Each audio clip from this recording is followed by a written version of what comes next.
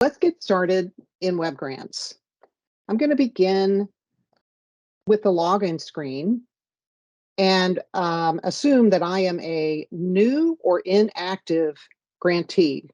That is, I don't have an account currently registered in WebGrants.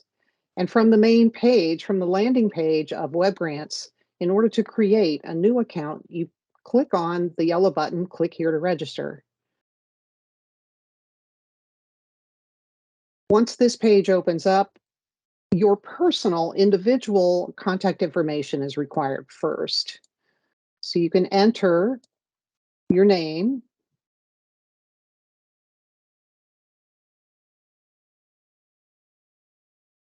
title,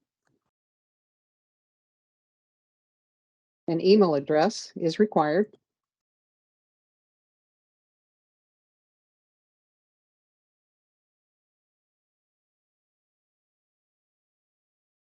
Address, city, state, and zip code.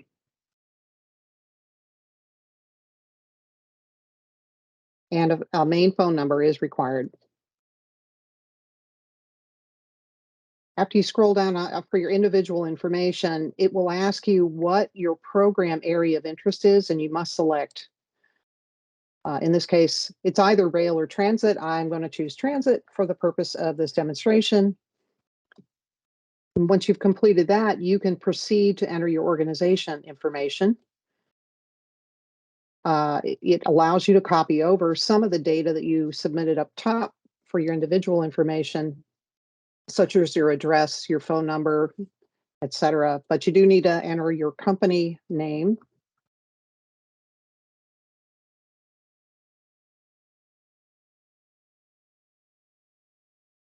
You'll be asked to select the type of organization that you are, provide a tax ID, and as I mentioned before, a UEI if you are an agency that receives federal funds, website address if you have one. And when you've completed that, you can, from the top or the bottom, select Save, and your information will be saved.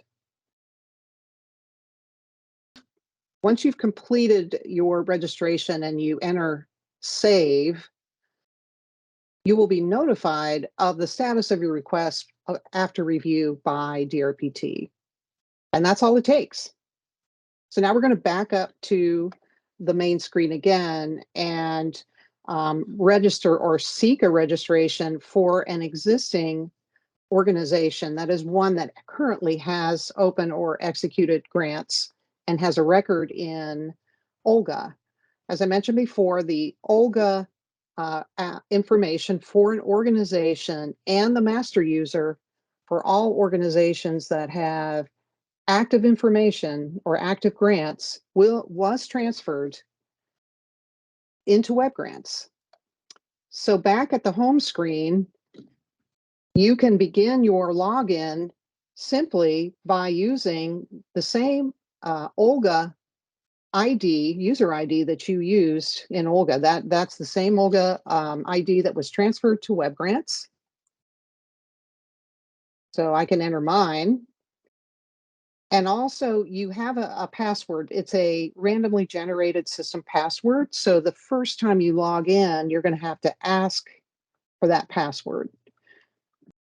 If by chance you've forgotten what your OLGA user ID is, if you've forgotten, there is a help at the bottom of the screen. It'll ask, have you forgotten? And you can click, and here you simply have to add your email address and hit submit. And it will send you an email with your OLGA user ID.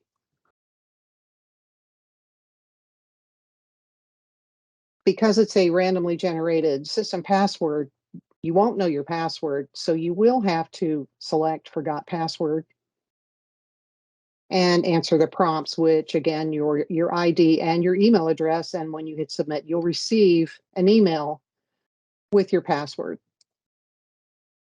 Once you know what the password is, you can log in.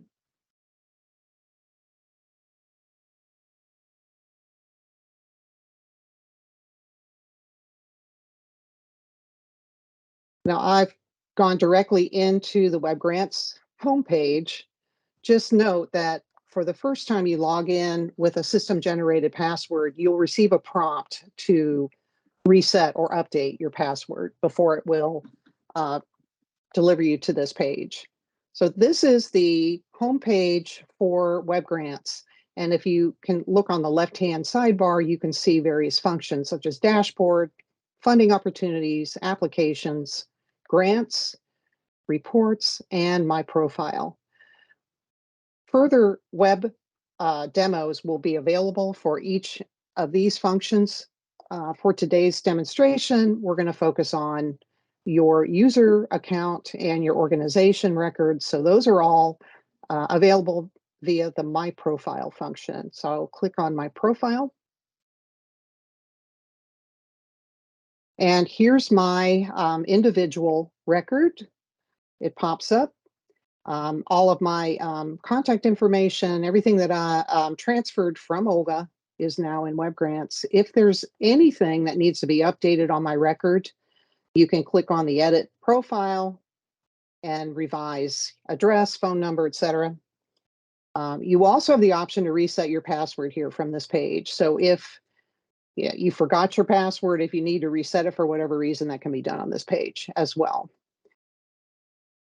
Once you scroll down, because you are the master user, you've already been associated with your organization. And that's the new name for a grantee. In WebGrants, they're called organizations. So here is the organization record. And you can click on this to open up the organization's record. In this case, the same information that was transferred from Olga will be on this page. You're scrolling down. In the bottom section, you can see associated people with this organization. That's currently just me, the one individual that was the master user in Olga, and they're located here. And there's a location or a place for you to add attachments. All organizations will be required to attach a new W-9 and also a signed entity agreement, and those can be attached right here. So if you were to locate your organization record, you can select W-9.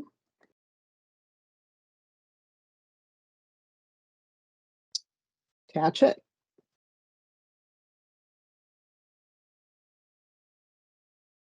You would do the same with the signed entity agreement.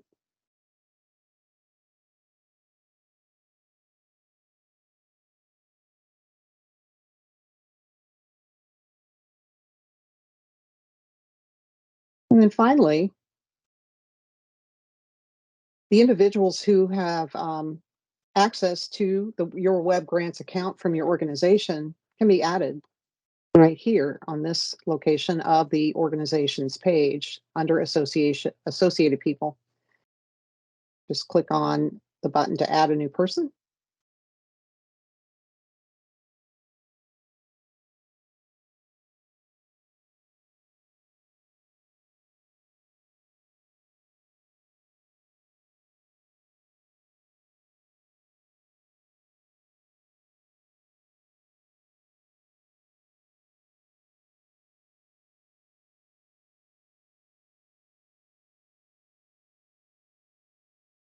Same contact information that is required to set up any individual is required here.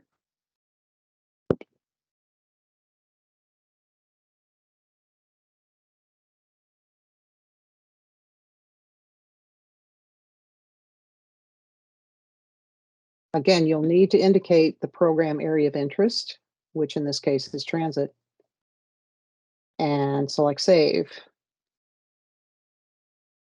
All right, so now if I were to scroll down, I'm still in the organization page. I can see there are 2 users associated with this organization.